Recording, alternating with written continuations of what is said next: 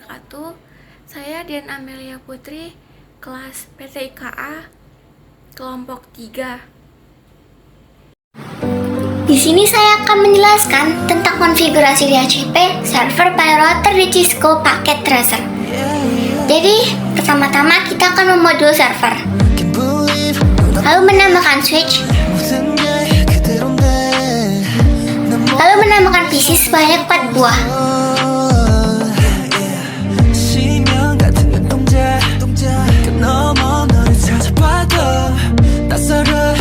Lalu, setelah itu, kita sambungkan menggunakan kabel-kabel otomatis.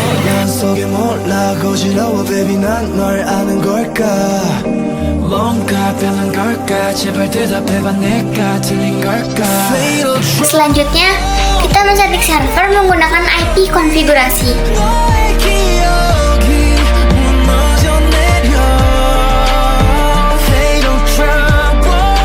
Setelah itu, kita men-setting PC-nya satu persatu dan dilanjutkan sesuai urutan PC-nya.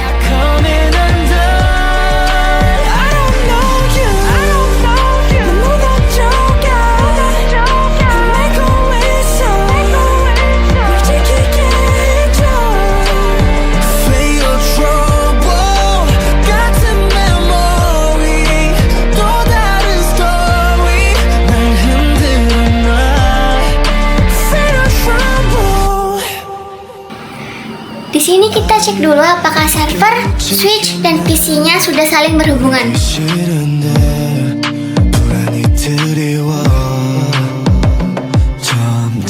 Lalu kita cek PC-nya di command satu persatu.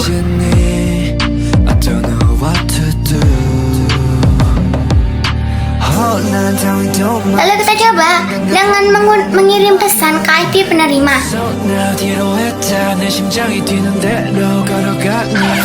Setelah menulis IP address dengan benar, setelah itu lakukan berulang untuk mengecek PC selanjutnya.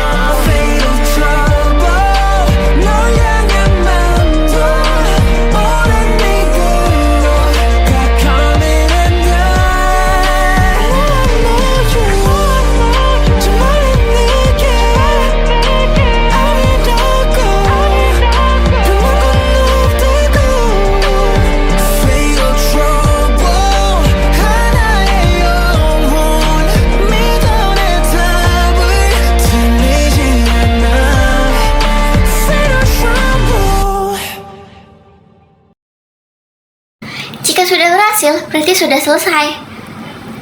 Berarti cukup segitu yang dapat saya sampaikan. Terima kasih.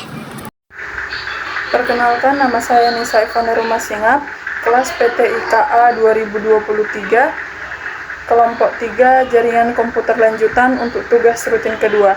Saya akan membawakan materi firewall.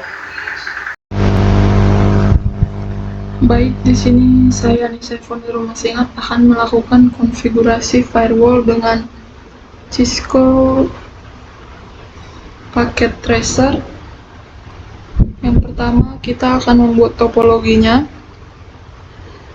Di sini saya menggunakan satu server, kemudian 3 komputer,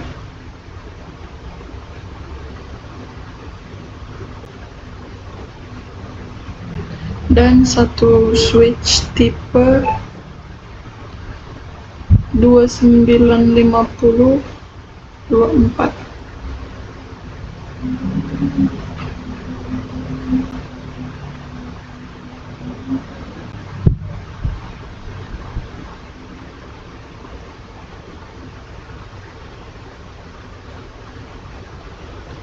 Kemudian untuk menghubungkan komponen-komponen ini gunakan automatically choose connection. Hubungkan antara server ke switch, kemudian komputer 1 ke switch,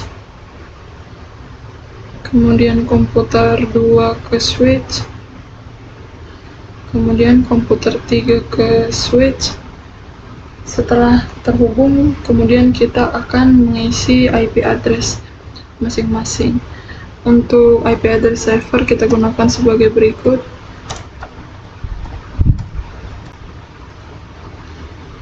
Untuk IP address komputer yang pertama kita gunakan sebagai berikut.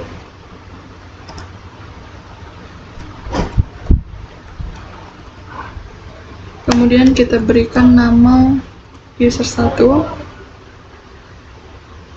Untuk komputer kedua, IP address-nya sebagai berikut. Kita berikan nama user 2.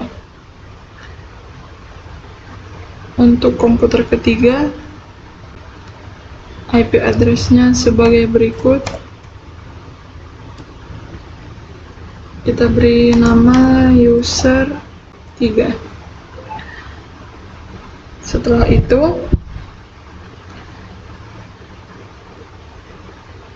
kita klik server, pilih service, kemudian pilih DNS, isi nama dengan nama sendiri, bebas.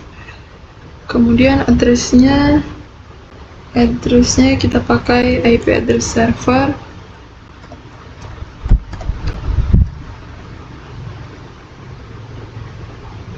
Kemudian klik add. Setelah itu kita ke email. Kemudian isi nama-nama komputer yang sudah kita buat tadi. User 1 untuk password bebas. Di sini saya buat 555. Jangan lupa isi domain name dengan nama yang sudah tadi dibuat.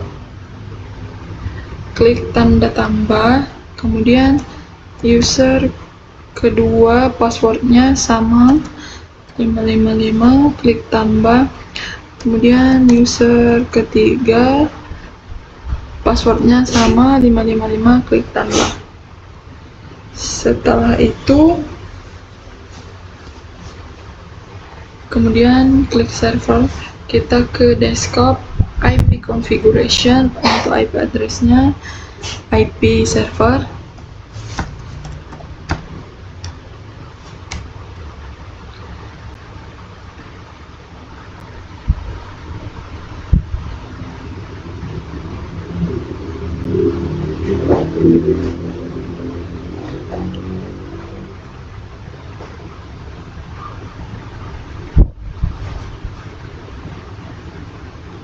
Untuk default gateway-nya diisi kosong saja.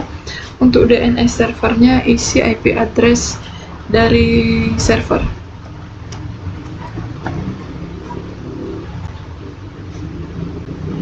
Kemudian kita ke komputer pertama, pilih desktop, IP configuration, untuk IP address-nya isi masing-masing IP dari komputer. Untuk default gateway dan DNS servernya diisi IP dari server sama.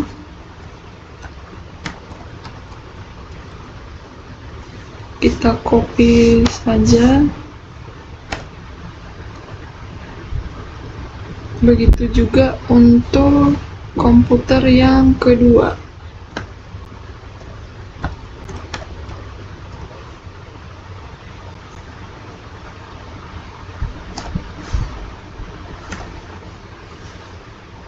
Begitu juga untuk komputer yang ketiga.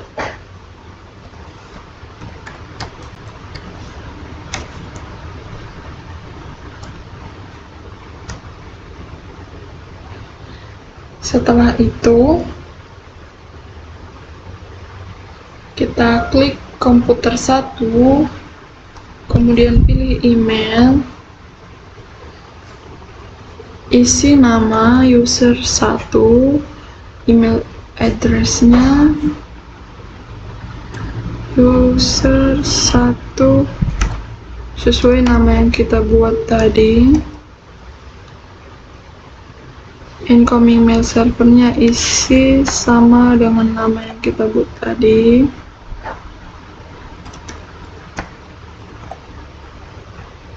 username-nya user1, passwordnya 555, klik save, kemudian ke komputer kedua,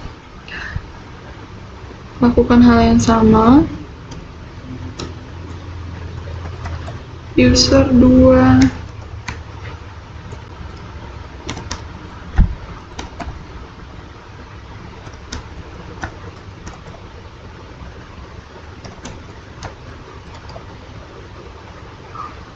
user2 555, komputer terakhir,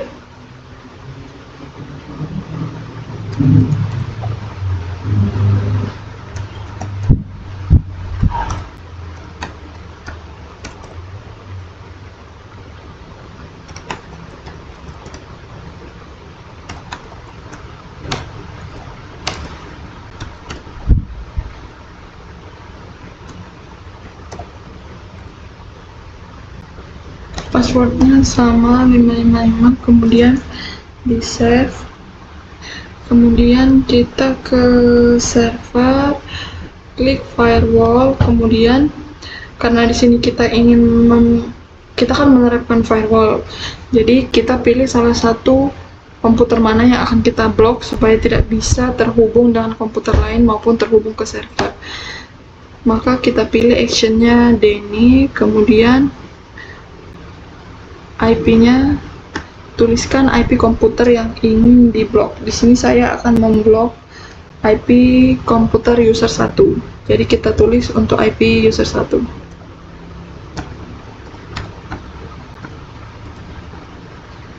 Untuk protokolnya pilih IP, kemudian isi seperti ini, kemudian save, kemudian add. Kemudian untuk sisa 2 komputer lagi kita pilih action allow karena kita tidak memblokirnya. Isi IP,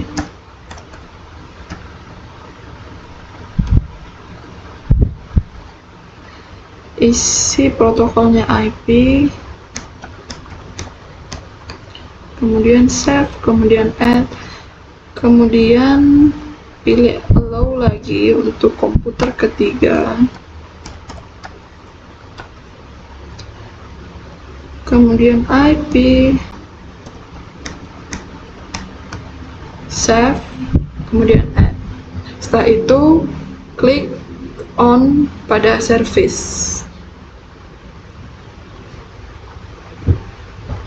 Setelah itu kita akan memastikan bahwa komputer 1 dengan IP 192.168.11.2 ini sudah terblokir.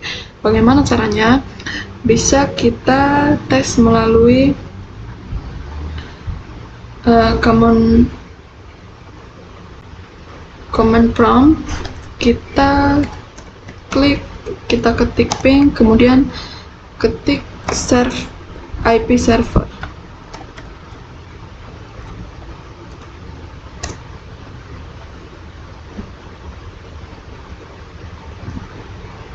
Maka hasilnya akan request timeout, artinya sudah tidak terhubung. Bagaimana dengan komputer kedua terhadap server? Kita cek dari command prompt, kemudian kita ketik ping, ketik IP server. Hasilnya ada reply from. Kenapa bisa reply from? Karena untuk komputer 2 dan komputer 3 tetap terhubung ke server, maka hasilnya reply from. Kita juga bisa mencek dengan cara ini, hubungkan antara komputer 1 ke server.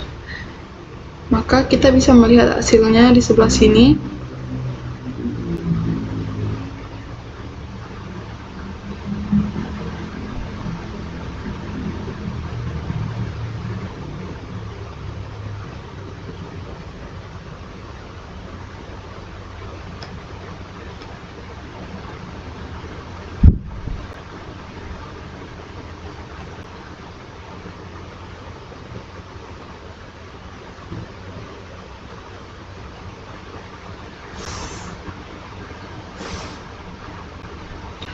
Kita bisa melihat di sini failed karena sudah tidak terhubung.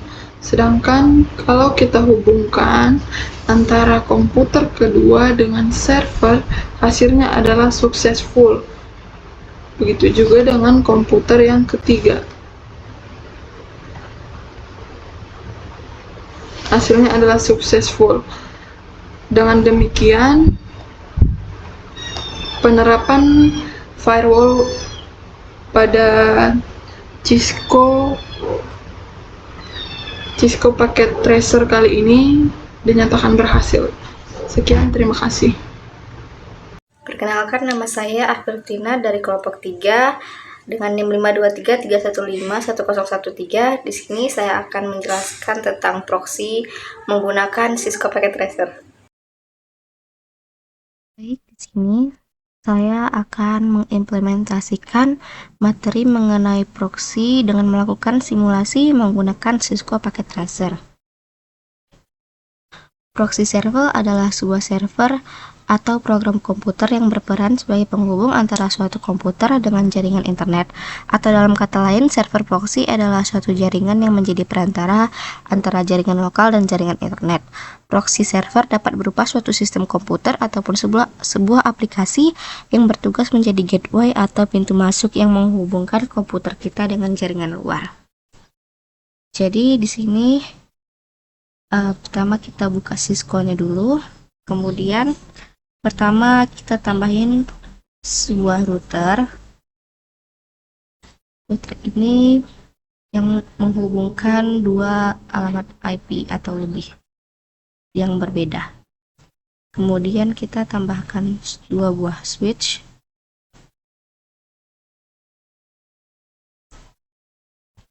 Dan masing-masing switch kita tambahkan dua buah komputer.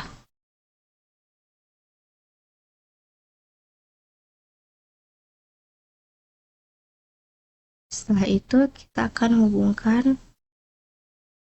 tiap komponen dengan kabel. Kita pilih kabelnya yang otomatis saja, atau bisa juga menggunakan kabel strike karena menghubungkan dua perangkat yang berbeda.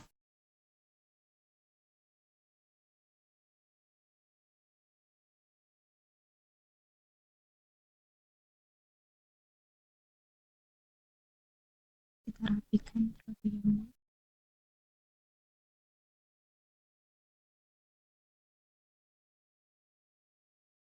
Setelah itu kita akan setting routernya. Kita akan isi IP router terlebih dahulu.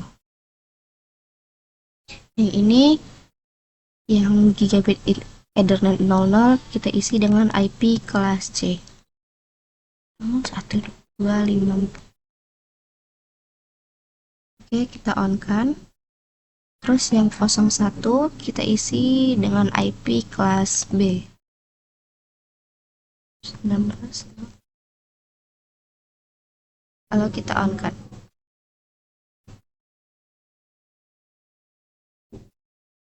Nah, di sini sebelah sini yang 00 yang IP kelas C, dan yang sebelah sini itu yang 01 yang IP kelas B. Setelah itu kita tambahkan dua buah server.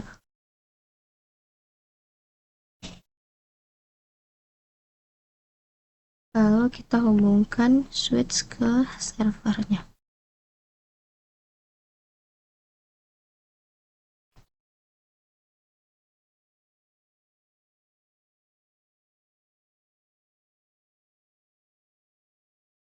Selanjutnya kita akan setting setiap server. Setting dulu IP-nya. Yang ini tadi yang server 0.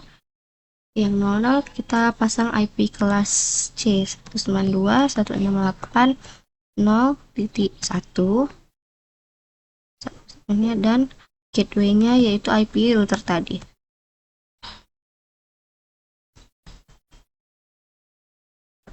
Oke, kita tutup. Server yang satu lagi.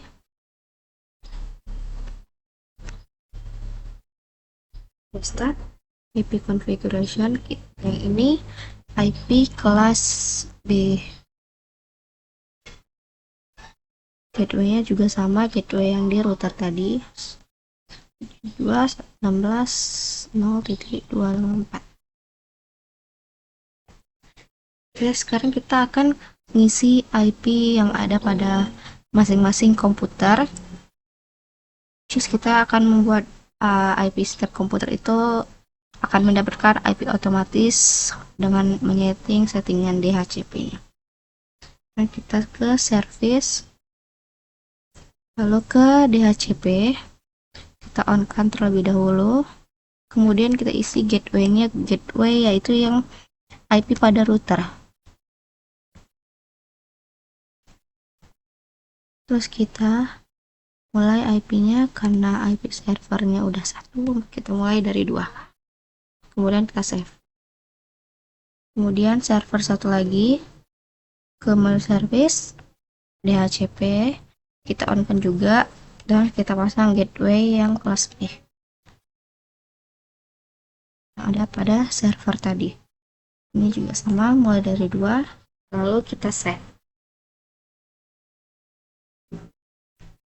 Oke, kemudian masing-masing komputernya kita DHCP-kan agar bisa mendapatkan IP otomatis. Oke, sudah dapat. Ini 192.168.0.2. Dan satu lagi, stop IP configuration, DHCP. Kita sudah dapat 0.3. Yang ini juga desktop IP. Oke, sudah dapat 0.2. Komputer terakhir DHCP. Oke, 0.3. Oke, masing-masing komputer sudah terisi oleh IP.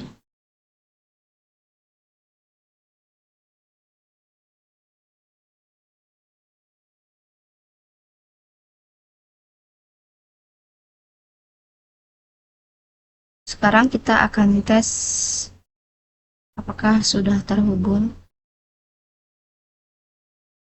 Sukses. Komputer ke komputer, sukses. Kita coba server ke komputer, sukses.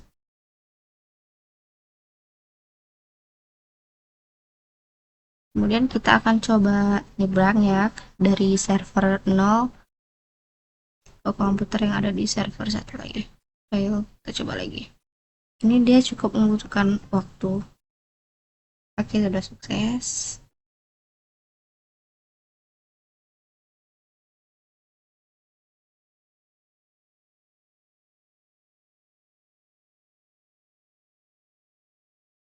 Sudah sukses ya.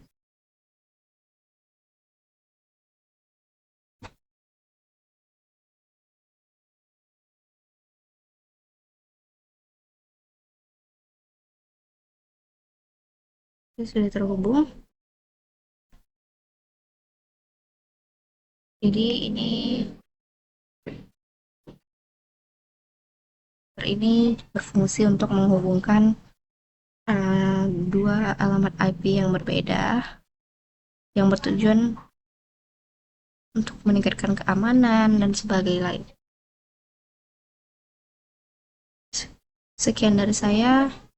Ada kesalahan mohon dimaafkan. Assalamualaikum warahmatullahi wabarakatuh.